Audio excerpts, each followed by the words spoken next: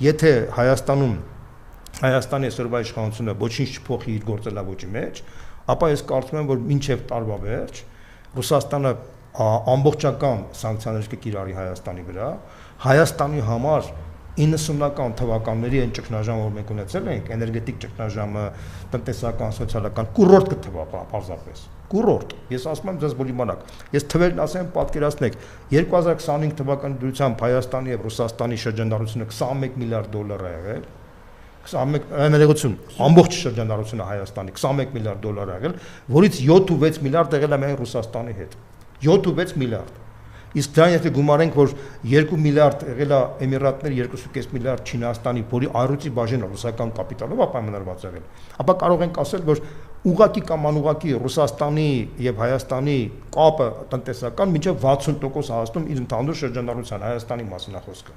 Իսկ Ռուսաստանում Հայաստանի դերը ընդամենը 0.3% է կազմում։ Այսինքն եթե Հայաստանը կորցնի Ռուսաստանը, Ռուսաստանից